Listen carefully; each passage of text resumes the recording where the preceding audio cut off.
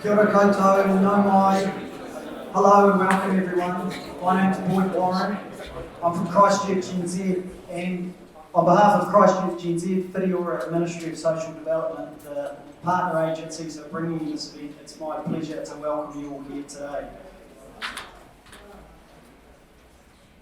So here's today's order of events, and it might look a bit dry, but we've got an amazing setting here, always inspirational to be beside the Untitled Avon. And it's also really inspirational to see so many people interested in our labour market and the economy as it stands at the moment. Special thanks to the speakers and to the partner agencies, as I mentioned before, and especially to you all for attending. The objective of today's session is not to give an exhaustive overview of the economy, the labour market, all the issues, all the actors, all the projects.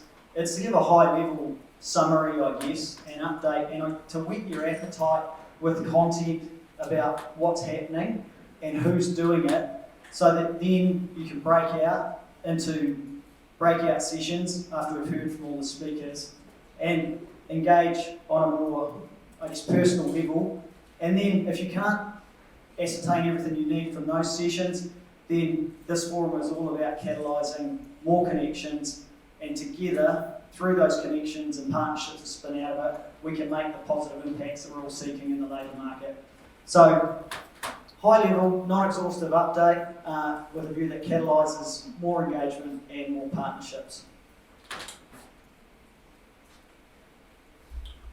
So as I said, I'm from Christchurch NZ. Christchurch NZ is the city's economic development agency, and we're a council-controlled organisation fully funded by Christchurch City Council. We've got our own independent board, and our role is to generate sustainable economic development for a more prosperous Christchurch. And we try to ignite bold ambition through our work. We've been a key coordinator of the Otatahi Recovery Plan, and that has been a lot of coordination, pulling together partners, and coordinating the efforts of all the agencies and actors to make sure we're all pushing in the right direction and making sure Canterbury recovers most quickly from the impacts of COVID-19. So I'm going to give you a little bit of an overview of the Canterbury economy as it stands now and a few of the interventions that are going on, and then I'll hand over to the list of speakers that were on the earlier slide. So the story of Canterbury's economy is really one of strength and one of some vulnerability, but of significant opportunity as well. And we're blessed with being a really strategic hub for the region, the island and the nation. We've got the critical mass of New Zealand's second largest population. We've been the fastest growing urban area outside of Auckland in the previous 12 years. We've got New Zealand's second largest airport and seaport by volume of freight traffic through those ports. And we're blessed with really strong knowledge-based institutions in the four tertiaries and the 6 Crown Research Institutes. And as it's been proven as we've recovered from COVID, we've got a really strong economy, and that strength is from diversity. We're blessed with Canterbury Plains, with nearly 80% of New Zealand's groundwater under it, the majority of the flat arable land. We've got excellent primary producers, we've got excellent manufacturers who add value to those primary products. We've also got a very strong professional services and high-tech manufacturing sector. So that diversity of an economic base has given us a really strong foundation from which to recover quite quickly from COVID-19 comparative to other regions. We're also blessed with a number of other unique sales propositions or differentiators as a region. In terms of rent and mortgage payments as a proportion to income, we've got the most affordable housing in any of New Zealand's key urban centres. We've also got an enviable lifestyle, and I referenced it earlier. Look out the window, we're blessed with a great climate and a beautiful natural environment. We've also got a fantastic built environment now, post-earthquake. We're standing in a fantastically and sympathetically redeveloped town hall. Turanga is just adjacent. We've got a fantastic Avon River precinct. We've got a lot of new roads and a lot of new horizontal infrastructure. And that's really just the tip of the iceberg. We've got stadiums or multi-use arenas, to come, and a multitude of great built structures. And importantly, and hopefully not at the loss of good productive arable land, we've got a lot of capacity to grow. And as evidenced through the partnership in the Greater Christchurch Partnership and the Canterbury Mural Forum, we've got a really united city leadership, and more we're a cohesive and coherent partner to central government.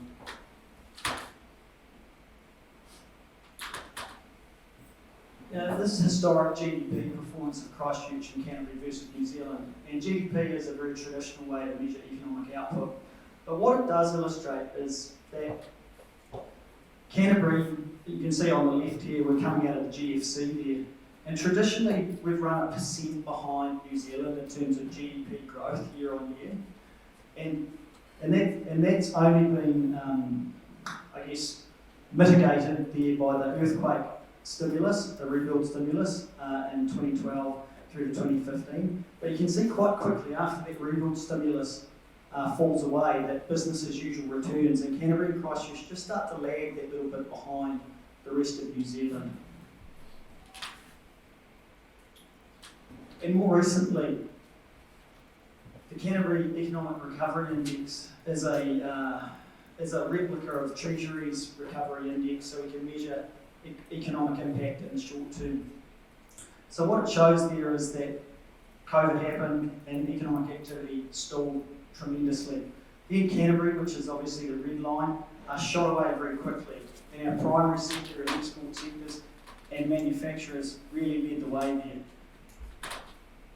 You can see there August 2020, lockdown 2.0 in Auckland had a huge impact on Auckland and the national economy. And at the same time, whilst prices for primary products and our manufacturers' goods remained at all-time highs and demand also remained at all-time high, we did very, very well. More recently, post-Christmas, you can see we've levelled out and matched up with New Zealand, and the absence of international visitor spend is really starting to bite. For instance, in February 2021, we missed out on about $45 million worth of international visitor spend in Greater Christchurch. And whilst the rest of the economy is working really hard and outperforming, that's a big gap to fill. As I said, GDP is a really traditional way to measure the economic output, and some of the other measures that we look at are what we call innovation benchmarks. And for instance, the number of employees in knowledge-intensive businesses. And you can see here that we don't compare that well compared to the other major centres. We're running third in the number of employees in knowledge-intensive industries behind Auckland and Wellington, and fairly flat growth, it's flat, it's a decline, it's not flat growth, in the last 2 years. We've also got quite a low rate of startups in knowledge-intensive industries, and I don't know if any of you have read the recent Productivity Commission's report and recommendations, but their strong recommendation and evidence-based findings say that startups create most of the new jobs, and startups in knowledge-intensive industries create most of the best jobs. So any activity that we can collectively do through partnership to increase the number of employees in knowledge-intensive industries and startups in knowledge-intensive industries will have a profound impact on our future economic and socio-economic well-being. Another really interesting innovation benchmark is how many ideas we generate and then turn into patents. And you can see there that whilst Canterbury had a very strong uplift in the last 2 years in the number of paintings generated per 100,000 population, so did the rest of the country. And we remain in the pecking order, fourth behind Marlborough, Wellington, Waikato and Auckland. And I don't want to do any regional patriotism here, but we don't like losing to Auckland or Waikato, so another area of focus.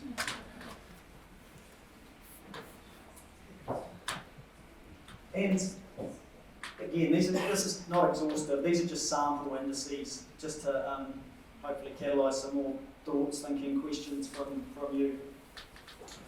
So another thing we look at is the amount of venture capital that we attract into the region. And you can see there that very flat over the last 2 years in the amount of venture capital attracted and running below population share. And in indices like this, we would prefer to be above population share or outperforming.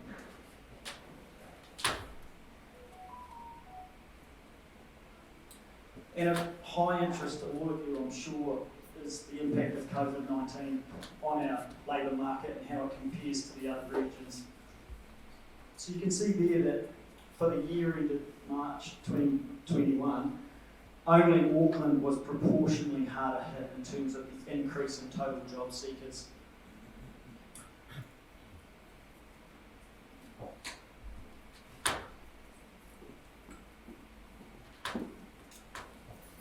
And here it's an often asked question, what is the gender split in the number of new job seekers? And that's just for Canterbury. I'm Diane from Ministry of Social Development. I might be able to comment further on whether that's different in other regions, but that's what it looks like for Canterbury. And of course, ethnicity is another key area of focus. And unfortunately, Māori are overrepresented in the new job seekers. And we've got a partner agency here, Whitiora, who's doing something really meaningful about that. And young people as well have been really hard hit by COVID-19. And in addition to that, 4,920 young people that are actually on the job seeker benefit, there's literally tens of thousands of students graduating high school and university that have got a totally different landscape to go out into from what there was, 1 or 2 years ago. But there's a flip side to all that too. Jobs online, the number of jobs being advertised, employers that have got an intent to recruit and arguably grow or at least sustain their business is at an almost 13-year high.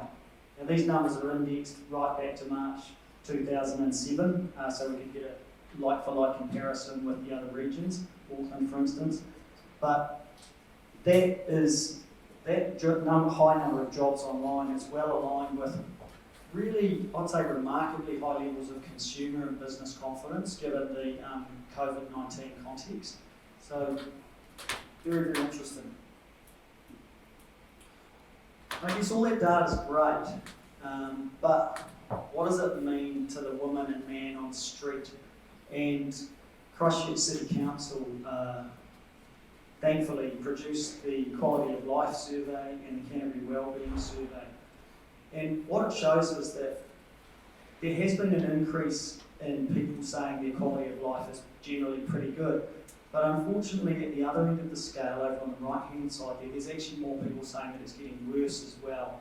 So, all that narrative that you're hearing about COVID-19 creating inequality, I guess that validates this, and that's a big concern for us as economic developers and people working the labour market.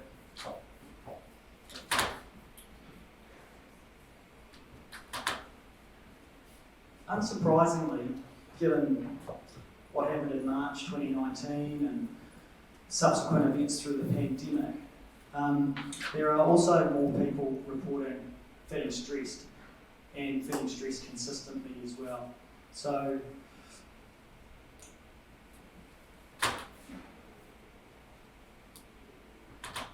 and then just to leave you with a slightly brighter note, a lot of people do feel pretty positive about what comes ahead. But again, we have got more people thinking that things are going to get worse. So a lot of our agencies, a lot of our interventions from people in this room are about helping those vulnerable communities.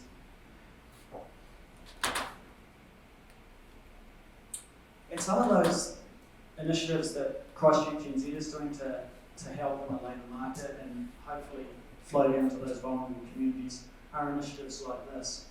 Hōpara, which is a pathways program with the ambition of pathwaying first and family learners from at the moment Eastern Christchurch schools through to STEM or STEAM study and then STEM or STEAM careers. So this is a pilot program that went pretty well last year and it's something that we're looking to expand this year and beyond. As you can imagine, when we're intervening at year 11 or 12 with students, we want to map that customer journey all the way through tertiary study and then to a high value career. So, this is a long-term play, but also a very meaningful one. We're also investing further in education to employment services. There's a growing cohort of NEET or not in employment educational training, young people out there in need of help, and we're investing in that. Start Me Up, an exciting pilot partnership with MSD and others, which is helping job seekers who have got an entrepreneurial idea start and sustain a really cool business. And then, as I mentioned before, starting up and growing knowledge-intensive businesses is an excellent way to grow levels of productivity and high-value work. And Christchurch NZ has made significant investments into business incubators at ThinkLab and Te Ohaka, and also we're developing partnerships with Canterbury Angels and other actors in the innovation entrepreneurship ecosystem with a view that the vision being that Christchurch, Canterbury becomes number one in New Zealand for knowledge-intensive startups. And alongside all that, as I said, through the Untitled recovery plan, there was a lot of agencies and actors doing a lot of cool things, coordinating it and mapping it, and then identifying where the gaps are in all those interventions has been a key activity for our skills and employment team at Christchurch NZ. And many fruitful partnerships have flowed out of it, including the one we're here celebrating today. So I think that is me, and I'm probably ahead of time, which will thrill Karen and all you people listening. Here is the sales pitch for Christchurch NZ's breakout session. So pretty soon you're going to get the option to choose from one of 3 breakout sessions, and the other speakers will give their sales pitch for their breakout session at the end of their little introduction. Here's the sales pitch for Christchurch NZ's. Opportunity to learn more about the labour market if you didn't know it already from what I've just said.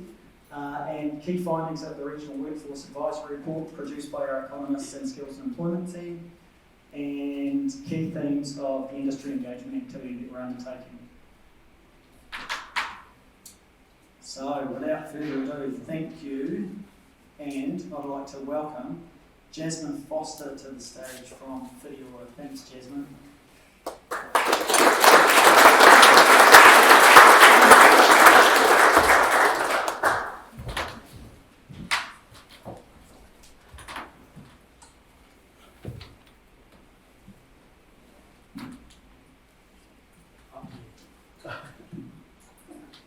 Tēnā tātou katoa, aura ki te mana ko wātai ki te awa, ko waka ki te waka, ko tute huru te rai, ko wātai koe kāta hoku, ko wātai ki te iwi, ko Jasmine Foster te puna. So I'm just here to present to you today about Whitiora. Some of you may know about Whitiora or may not. We're a brand new hapu-led, EV-backed skills centre. And we will be launching in the very near future. Just want to thank Boyd and the Christchurch NZ team and also MSD for this partnership today, so we can present to you some new and innovative thinking that we've got going on. So Whitiora is all about getting our whānau into work, getting work ready, getting upskilled, so that when or if further economic crisis happens, they are insulated from that further. As you know, Māori and Pacific are usually first off the block when these financial hits get us. So Whiti Ora is all about upskilling, building whānau to reach their potentials. When I say whānau, I don't mean just Ngātahu, I don't mean just Māori, I don't mean just Pacifica, I mean anyone that wants to come into our centre and get some support. That's what we'll be offering. Our point of difference is that we are backed, quite heavily culturally backed, by mana whenua here, so we are mana whenua owned. We have the mandate to go and do what we need to do to help and support whānau to be better and have better outcomes for their whānau in their generations to come. So I suppose what you will learn from Whiti Ora, if you come to our session, will be how we might do that. It's brand new, so we haven't quite launched yet. So we're hoping that you will come to our launch when we do. We've got some amazing partners on board, that's some of you here today, and we look forward to telling you more about it when the time comes. If you've got any questions, come to the session, we'll find out. Thank you. I'm just going to welcome the next speaker. Thank you. Diana Duma.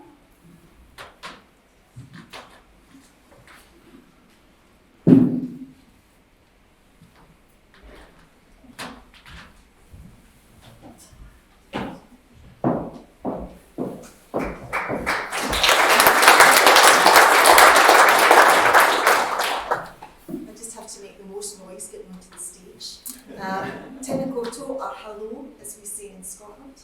I'm here from the Ministry of Social Development, and I'm here to talk about our recruitment services that we have. And I just need to present it. So, looking at that, we have a number of products and services that help both the employers and the employees, and sometimes actually new businesses who want to start up as well. We have FlexiWage, which is actually a very high use product. A lot of people are very keen on using our FlexiWage, where we pay wage subsidies, and particularly across a lot of different industries in Canterbury. Mana and Mahi, which is an apprenticeship scheme, and Mana and Mahi has been very popular with our employees, in fact so much so that we had to double our numbers last year. Skills for Industry, which is training on the job, and we're going to talk a wee bit about some examples for Skills for Industry as we go through. FlexiWage self-employment, I think Boyd mentioned some of the self-employment stuff that we have, and that is definitely an area that we hope to invest in the future, because like you, Boyd, we want to see some new fledgling businesses who eventually become employers as well. It's really key for us. And of course that nicely leads on to FlexiWage self-employment and Start Me Up, which is a programme that we do work with Christchurch NZ on. And that actually has 25 new fledgling businesses as we speak, completing their business plans, learning about the world of businesses and starting up in the Canterbury area. This is just one of a couple of new business ideas that we've got going in MSD, and we're always looking for some more ideas as we go through. So our products not only look at employers and job seekers, but future employers as well.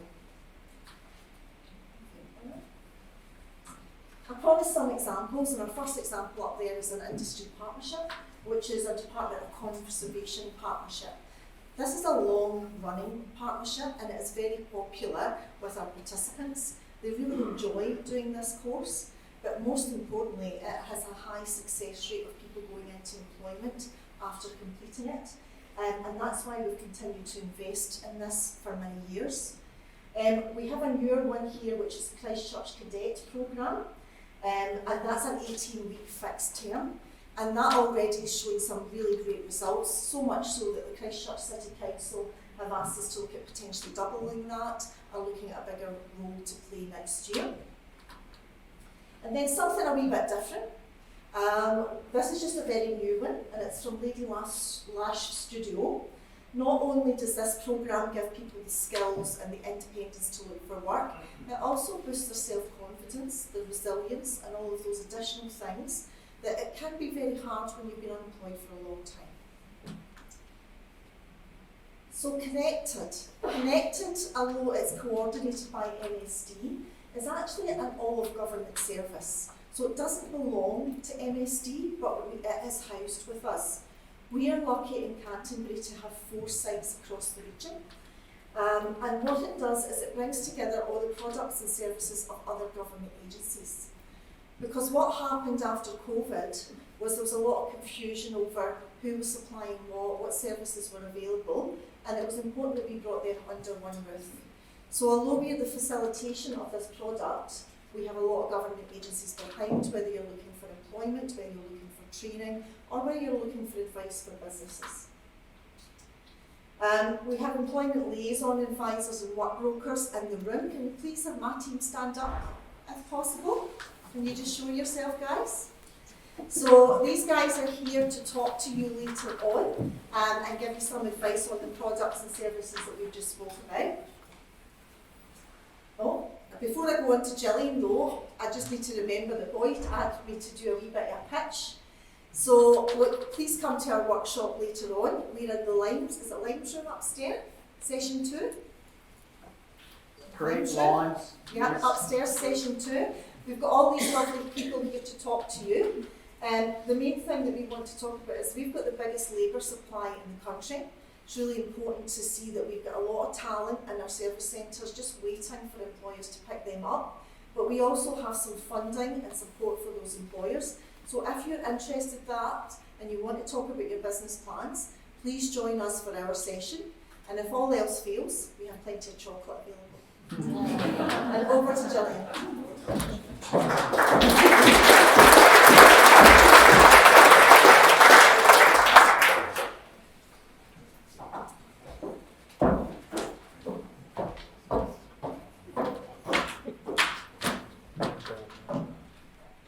Tahi whenua, o te tahi, tangata, tēnā koutou katoa.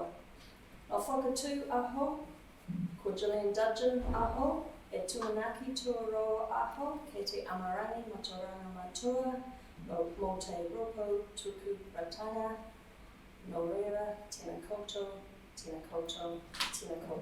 katoa. So good afternoon, I'm Gillian Dudgeon, as the slide said. I'm one of the Deputy Chief Executives at the Tertiary Education Commission. And I've got the privilege of talking to you about the reform of vocational education today, or what we fondly call as ROVE. And it is the biggest change and transformation in vocational education in the last 25 to 30 years. So it's quite a big deal. And TC is leading the ROVE Change Programme in conjunction with other agencies, Ministry of Education, NZQA and NB. And why is it happening?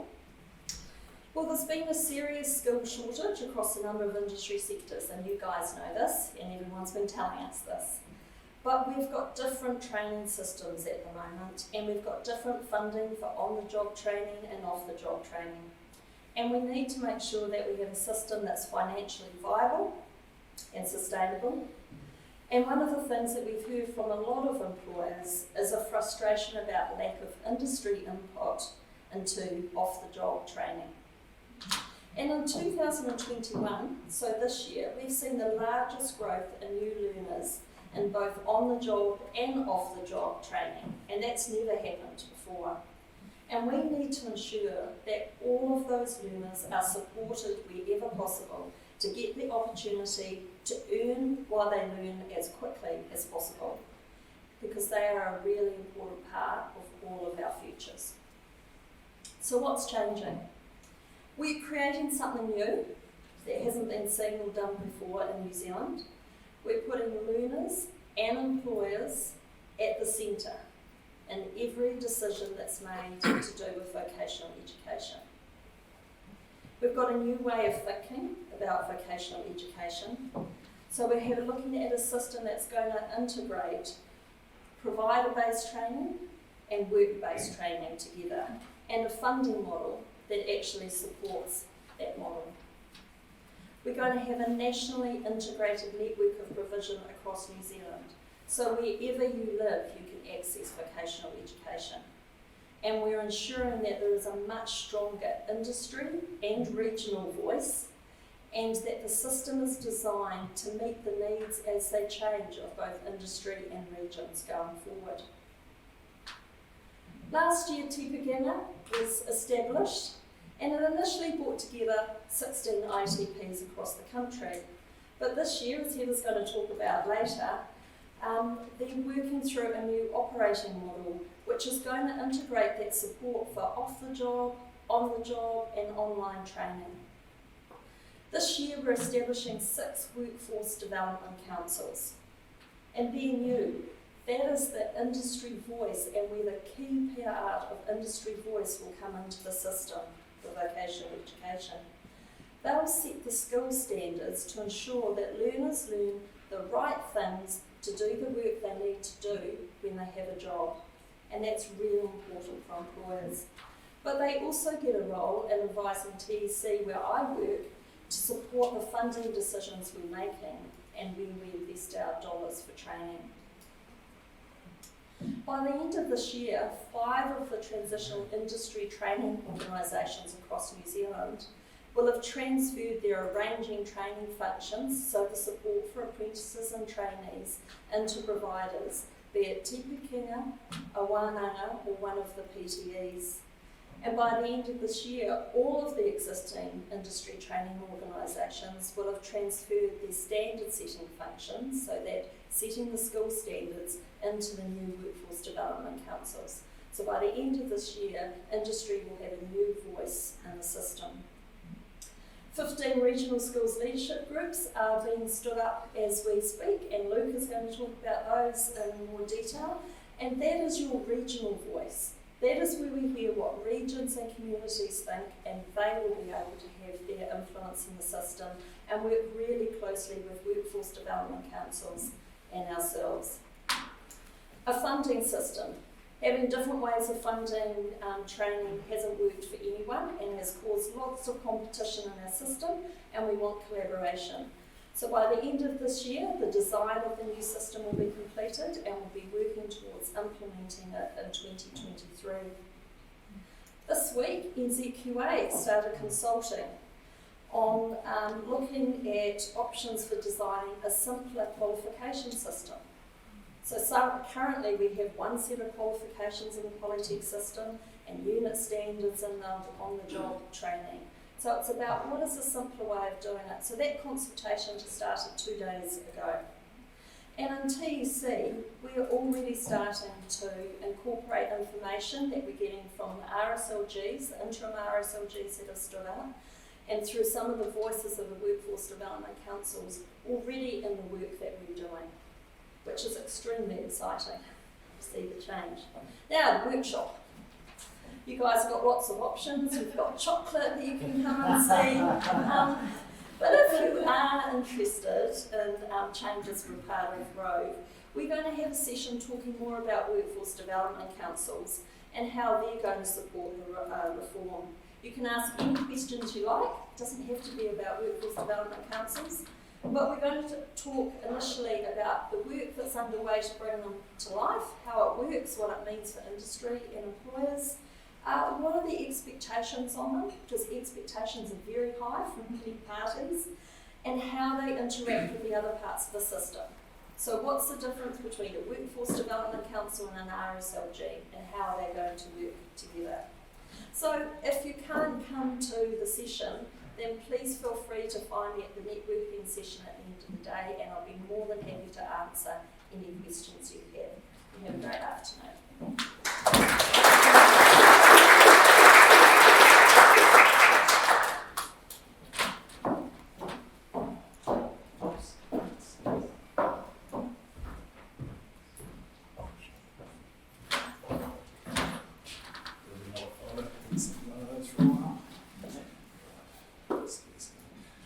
Kia ora tātou, ko opuku te moanga, ko Waimakariri te awa, no Otatahi ahau, ko Adams tuku whānau, and ko Luke tuku ingoa. So yeah, thanks for having me. My name's Luke Adams. I am the principal. I'm the principal advisor for the Southern RSLG group, so it's Regional Skills Leadership Groups. I'm here today to talk specifically about Canterbury, but also cover off Southland, Murihiku and Otago. So I'll jump right into it. Probably wondering what the Regional Skills Leadership Group or what RSLG is, and Gillian gave a bit of a segue.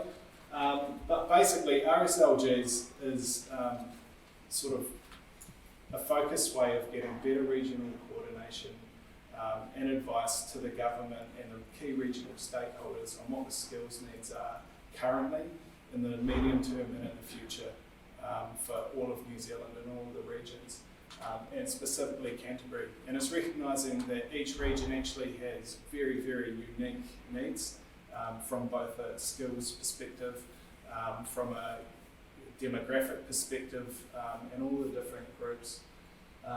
And so the key parts of it is basically giving that regional voice for that detail. Basically, the first part of it is getting regular dialogue, so it's eyes on the ground.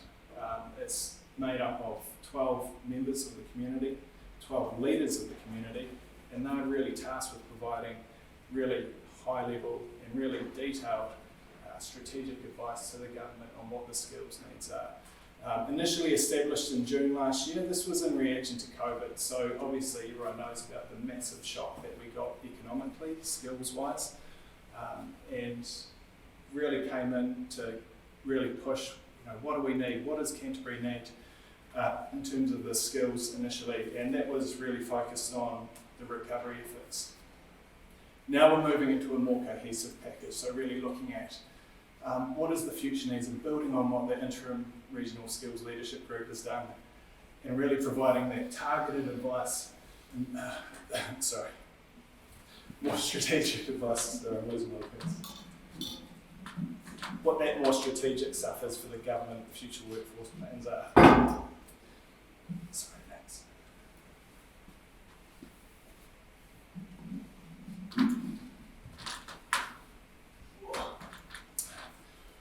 So basically, I'll do my pitch now. Sorry, I got really nervous there. Things dropping there. So basically, what I'd like to talk to you about in the bigger workshop is really what the future is. What are the key deliverables for the regional skills leadership groups? What is their makeup? Who is on that group? And what are we going to be looking at in the future? So it's a big deal. It's a big task that I've got. And it's a massive part of the whole machine, the government machine, and giving that regional voice to actually, what are the skills we need? What is the future of the workforce? What is the planning that we have? And how can we be enabling more people to have better lives, better enrichment, and get into better fulfilling careers and long-term pathways into sort of more education and things like that. So we'll be covering that off in more detail. And yeah, I guess the other part of my sales pitch is it is in this room, so you can stay here, you don't need to move. I don't have chocolate. I'll have more water, obviously. Yeah, and thanks.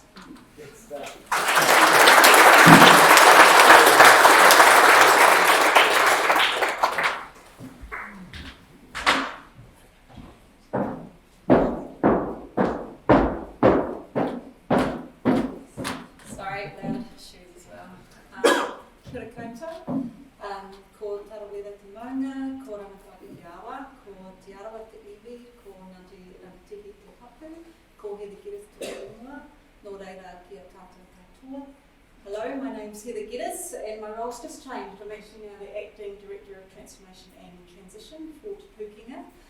And we are, as Gillian introduced us, I don't have to tell you who we are, but essentially bringing together 16 of the polytechnics together and the transitional industry training organisations that choose to come to us. And by the time we're done, we'll have 240,000 learners, and we should be the 35th largest vocational education provider in the world. So that's pretty cool, that's pretty big. But it also means that we've got a responsibility to Aotearoa and making sure that we meet the needs needs of our learners, that we meet the needs of our employers, and that we regionally focus as well. So national provision, regional focus.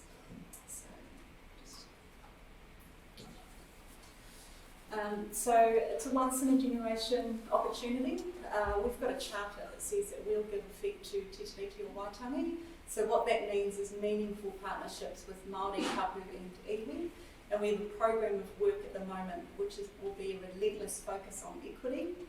And we're also then thinking about what does that mean from a regional perspective. So how do we also make sure that we meet the needs of our employers in the regions and that we are placing learners at the centre.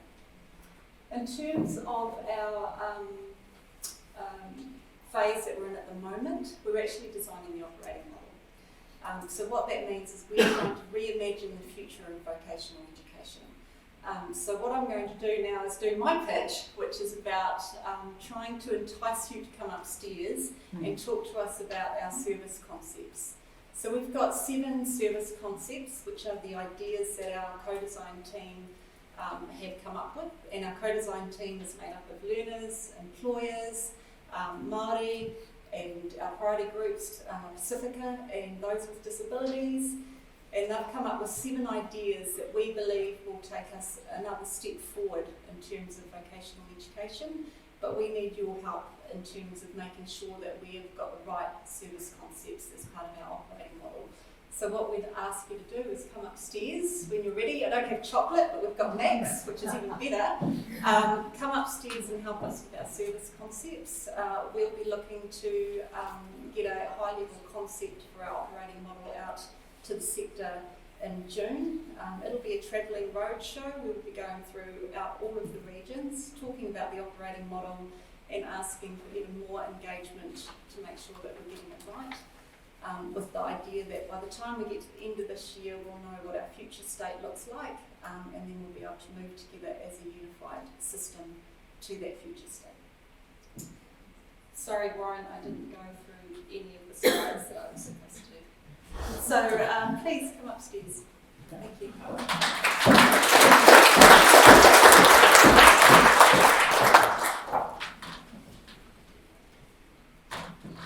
Thanks to all the speakers. There's some really inspirational mahi there, and thanks also to you and your teams for your dedication to the great cause. And thanks to all you for your diligent attention. We are ahead of time, which is great. And now you get to choose from Whitiora, Christchurch GC and TEC, talking about Rove, for the first breakout room.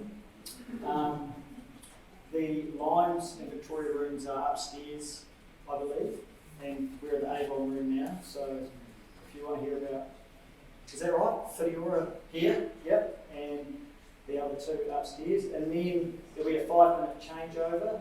About 4:15 if we stick to staying 5 minutes ahead of schedule, and then you can choose between Luke, Diane and Heather. And yeah, that's cheating, Diane. You never give me any rules. That's fine, no rules were given. But there is Kai afterwards, so if you can hold out, we'll feed you then. So make your choice and make your move, team, and thank you again.